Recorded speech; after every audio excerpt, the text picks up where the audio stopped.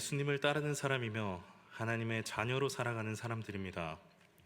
그렇다면 우리는 바른 신앙인의 모습으로 잘 살아가고 있을까요? 스스로 바르게 살아가고 있다고 말할 수 있다면 그렇게 말할 수 있는 근거가 무엇이 있을까요? 우리의 신앙의 척도 바른 믿음을 가지고 있다는 것은 무엇을 기준으로 할 수 있을까요? 주일 예배에 참석하고 수요 예배에 참석하는 것, 바른 옷차림, 꾸준한 기도 생활, 11조, 구역 예배, 성경 공부, 또 유대인들의 전통처럼 금식하고 기도하고 구제하는 것 같이 여러 가지 기준들을 예로 들 수 있습니다. 우리 각자는 아마 자기가 생각하는 신앙의 기준이 있을 것입니다. 이러한 기준에 합당하다면 우리는 바른 신앙을 가지고 있다고 말할 수 있을까요? 많은 사람들이 자신의 신앙에 대해 자부심을 가지기도 하고 혹 교만해지지 않을까 경계하며 주의하기도 합니다. 우리의 다양한 신앙의 모습들은 그 옳고 그름을 절대적으로 판단하기 어렵지만 주님께서는 항상 우리에게 그 모습이 바른 모습인지 질문하시곤 합니다. 그 질문은 설교 말씀을 통해 찬양 중에 또 기도하는 중에 사람들과의 대화 중에 그것을 묻곤 하십니다. 그리고 그 질문들은 때로 스스로에게 충격적으로 다가올 때도 있습니다. 대부분의 그리스도인들이 겪는 충격 중 하나는 나의 죄를 깨닫게 되는 일입니다. 하나님과 마주했을 때 나의 죄가 드러나는 것은 충격적인 일입니다. 이 충격이라는 것은 부정적인 것이 아니라 오히려 예수 그리스도와 함께 걷는 시작이라고 할 수 있죠. 그런 의미에서 주님께서 우리에게 질문하시고 또 다가와 말씀하시는 것에 우리는 더욱 귀 기울이며 내 자신을 말씀 안에서 다시 돌아보는 시간을 가져야만 합니다. 오늘도 그렇게 말씀 안에서 우리를 돌아보고 하나님께로 나아가는 귀한 시간이 되기를 소망합니다. 저는 영화 보는 것을 참 좋아하는데요. 특히 반전이 있는 영화를 참 좋아합니다. 사건이 진행되는 과정에서 무언가 어긋나고 또 그 사건들이 연속적으로 진행되면서 그 속에서 힌트를 찾아내고 답을 유추해 나가는 영화들을 좋아합니다. 그리고 마지막에 가서 반전이 딱 펼쳐지는 그런 영화를 전 좋아합니다. 그런데 이런 영화를 보기 전에 꼭 어떤 사람들은 자기가 그 영화를 봤다면서 이 범인이 누구다, 거기에서 누가 어떻게 된다, 이건 이런 영화다 라고 말하는 사람들이 있습니다. 그러면 저는 그 영화가 보기도 싫어지고 봐도 재미가 없습니다. 또 그런 사람들이 있죠. 예전에 만화책을 빌리면 이 탐정 만화인데 가장 첫 페이지에 범인 누구누구 이렇게 적어 놓은 사람들이 꼭 있습니다. 정말 재미가 없어지죠. 이렇게 스포일러를 마주하면, 이야기를 미리 알게 되면 정말 화가 납니다. 이 반전이 있는 영화는 결말과 진행을 알면 재미가 하나도 없죠. 반전의 충격도 흥분도 여운도 없습니다. 그런데 오늘 예수님께서는 너무나도 뻔한 이야기와 당연한 말들로 충격을 줍니다. 너무나 당연한 일과 말들로 충격을 주고 율법교사는 그 충격을 마주하죠. 오늘 말씀은 예수님과 율법교사의 대화, 그리고 우리에겐 너무나 익숙한 강도 만난 사람 이야기, 흔히 말하는 선한 사마리아인 이야기입니다. 이 대화 속에서 예수님이 율법교사에게 그리고 우리에게 하시고자 하는 말씀은 무엇일까요? 본문은 어떤 율법교사 하나가 예수님께 질문하며 시작합니다. 내가 무엇을 하여야 영생을 얻으리이까? 예수님은 율법에 무엇이라 기록되었으며 내가 어떻게 읽느냐고 다시 물으십니다. 율법교사는 율법에 대해 너무나 잘 알고 있었기 때문에 아주 쉽게 대답합니다. 내 마음을 다하며 목숨을 다하며 힘을 다하며 뜻을 다하여 주 너의 하나님을 사랑하고 또한 내 이웃을 내 자신같이 사랑하라 하였나이다. 율법교사에게는 너무나 쉬운 대답이었습니다. 이 율법교사는 너무나 당연한 질문에 쉽게 대답할 수 있었기에 우쭐했을지도 모릅니다. 예수님은 율법교사의 말에 옳다 말씀하시며 이를 행하라고 말합니다. 그리고 그는 다시 질문합니다. 그러면 내 이웃이 누구니이까? 예수님은 답변하지 않으시고 한 이야기를 들려주십니다.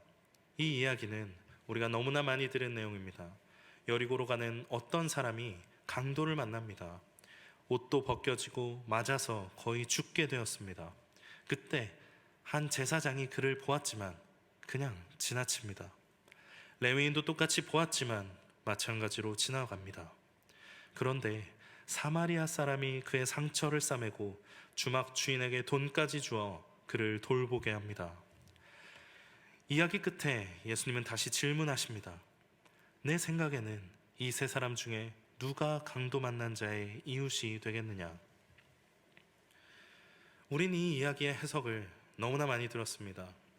제사장과 레위인은 아마 강도 만난 사람이 죽었다고 생각했을 것입니다. 시체를 만지면 부정해지기에 그냥 두었는지도 모릅니다. 이러한 상황을 율법교사는 아주 잘 이해했을 것입니다. 그런데 뜬금없이 사마리아 사람이 나타나 그를 구해줍니다. 심지어 적극적으로 그를 돕습니다. 이 이야기의 메시지는 무엇입니까? 착하게 살자, 남을 돕자, 실천하자, 주위의 아픔을 내버려 두지 말고 적극적으로 나서서 돕자. 이 이야기를 들은 율법교사의 마음속에는 어떤 일이 일어나고 있었을까요?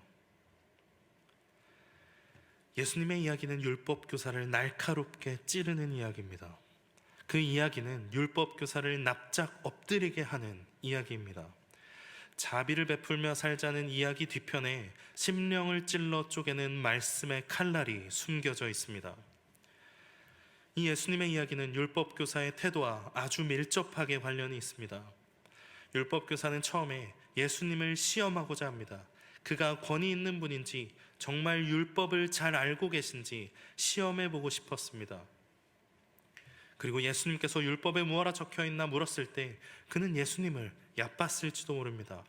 너무나 쉬운 것이었기에 자신만만했습니다. 율법으로 대답하는 것은 그에게 아무것도 아니었습니다. 그가 대답하자 예수님은 내 대답이 옳도다. 이를 행하라. 그러면 살리라. 너무나 싱겁게 대답하시죠. 자신만만한 율법교사는 이제 자기를 옳게 보이고 싶었습니다. 29절 말씀입니다. 그 사람이 자기를 옳게 보이려고 예수께 여짜오되 그러면 내 이웃이 누구니이까? 율법교사는 율법을 너무나 잘 알고 있었고 이를 잘 행하고 있다고 믿었습니다. 그는 옳게 보일 수 있다고 생각했습니다. 옳게 보이려고 질문했습니다. 그는 자기의 이웃에게 그 율법을 잘 행하고 있다고 생각했고 이제 옳게 보이는 일만 남았다고 생각했습니다.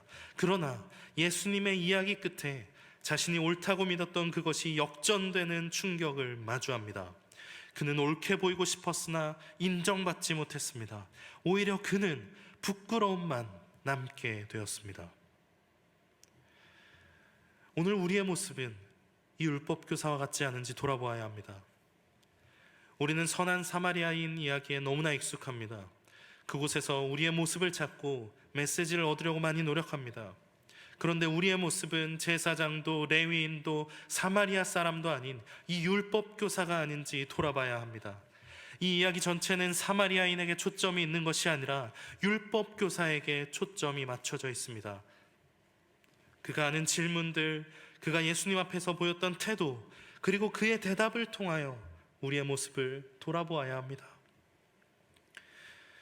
오늘 우리가 옳다고 생각하는 신앙의 모습들, 그리고 내가 가지고 있는 신앙의 모습들이 있습니다. 많은 사람들이 생각하기에 옳다고 여겨지고 바르다고 생각하고 또 인정받을 만하다고 생각하는 수많은 모습들이 있습니다. 어느 누가 봐도 열심히 하고 있고 어느 누가 봐도 바른 모습이라고 인정할 수밖에 없는 모습도 분명히 있습니다.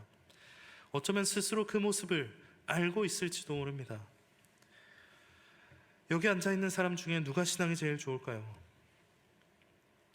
우린 때로 스스로 옳다 생각하는 합리화에 빠집니다.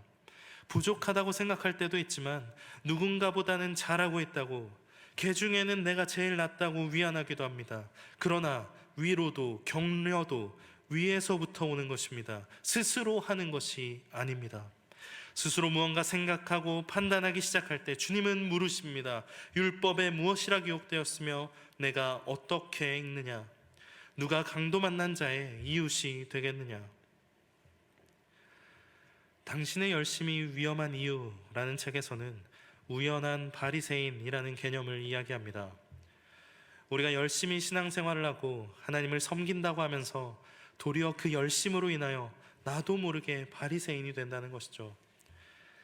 바리새인의 이미지는 예수님께 매번 책망받는 것만 떠오르지만 예수님께서 마태복음에서 너희 의가 서기관과 바리새인보다 더 낫지 못하면 결코 천국에 들어가지 못하리라 말씀하시기도 했습니다. 바리새인은 분리된 자라는 뜻을 가진 사람들이었습니다. 율법에서 깨끗하지 않다 하는 것에서 분리하려는, 떨어지려는 모습에서 붙여진 이름입니다. 누구보다 하나님의 율법에 대한 열심이 있던 사람들이었죠. 그러나 그 행동이, 그 마음이 점차 변질되었고 위선과 외식만이 남게 되었기에 책망받게 된 것입니다. 이 책에서 말하는 우연한 바리새인도 이와 같습니다. 우리가 신앙생활을 하면서 하나님의 말씀을 따르고 지키려 하는데 나는 정말 열심히 섬긴다고 생각했는데 그러다 보면 나도 모르게 우연히 예수님께 책망받던 바리새인의 모습을 하게 된다는 것입니다. 벼는 익을수록 고개를 숙인다는 말이 있죠. 벼가 익으면 그 알곡이 차서 무거워져서 자연히 고개가 숙여집니다. 우리의 신앙도 이와 다르지 않습니다.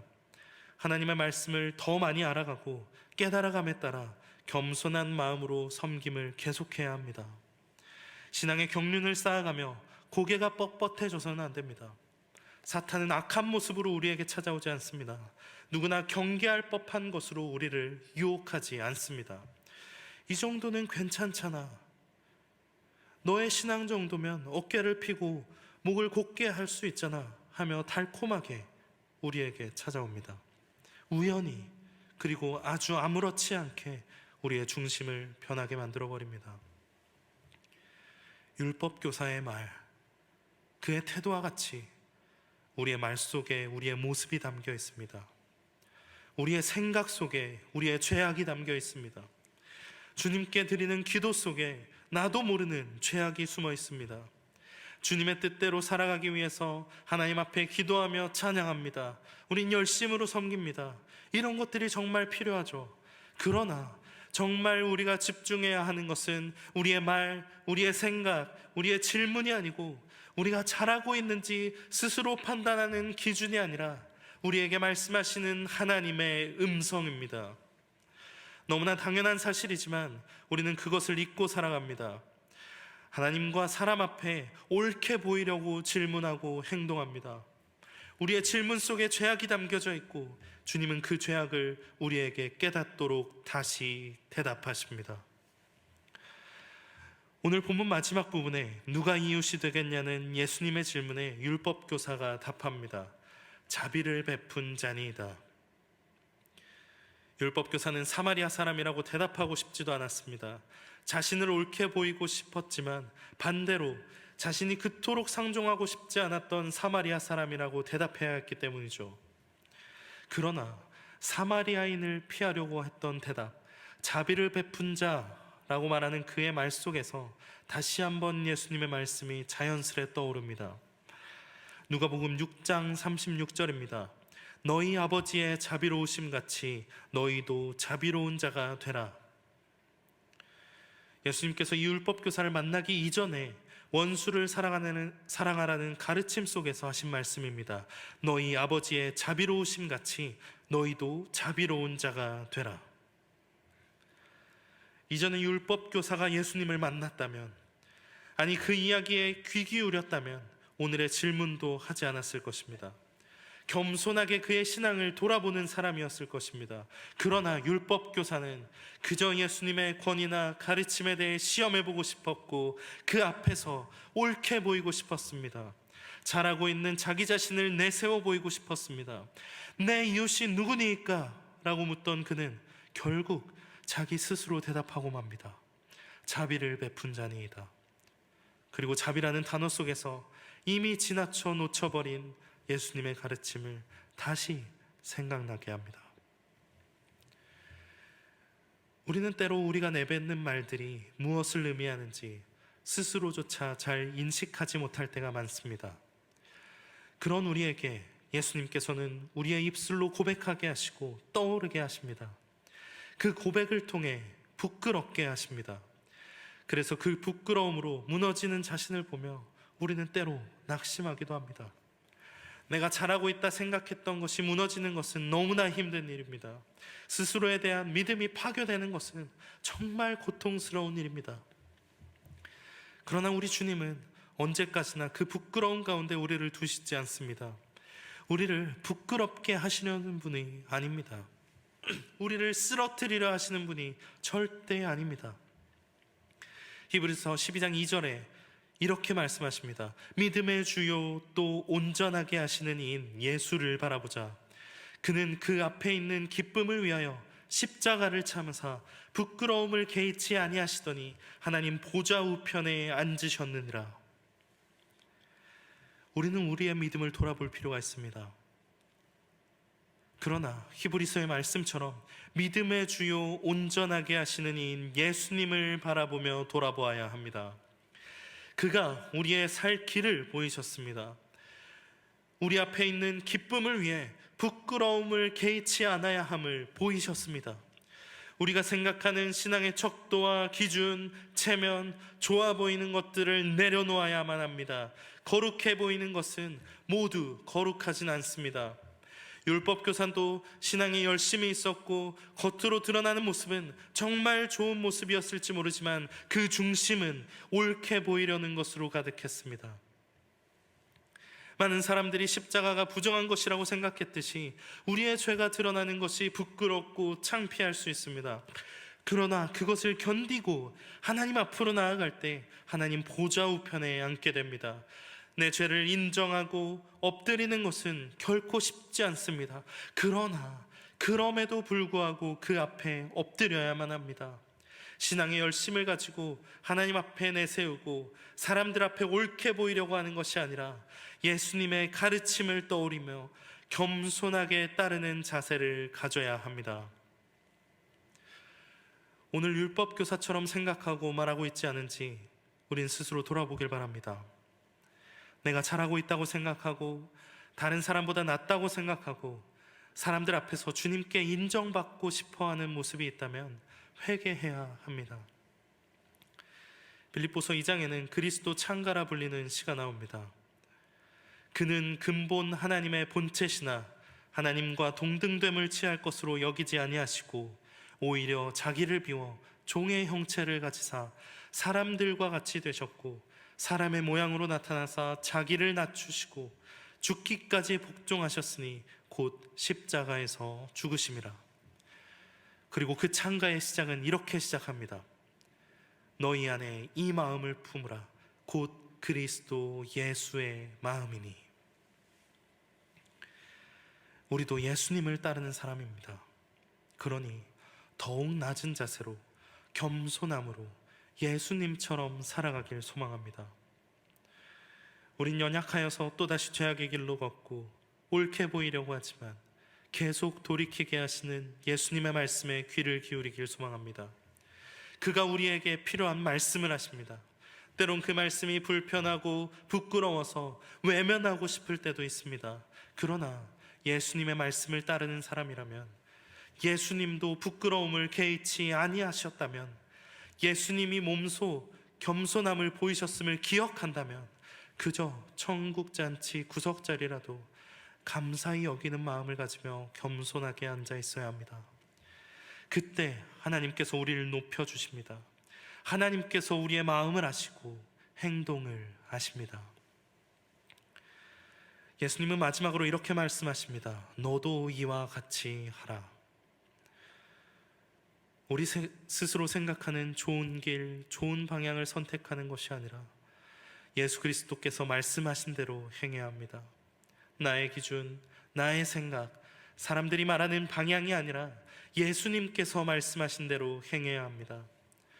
때론 우리도 모르게 교만하여지고 옳게 보이려고 할 때가 있을 수 있습니다. 그러나 예수님의 말씀에 귀 기울이며 살아간다면 늘 그 앞에 나아가길 힘쓸 때 예수님께서 우리를 바로잡아 주십니다. 그때 예수님의 마지막 말씀하신 것처럼 그 깨달은 바를 이와 같이 행하는 우리 모든 성도님들이 되기를 간절히 소망합니다.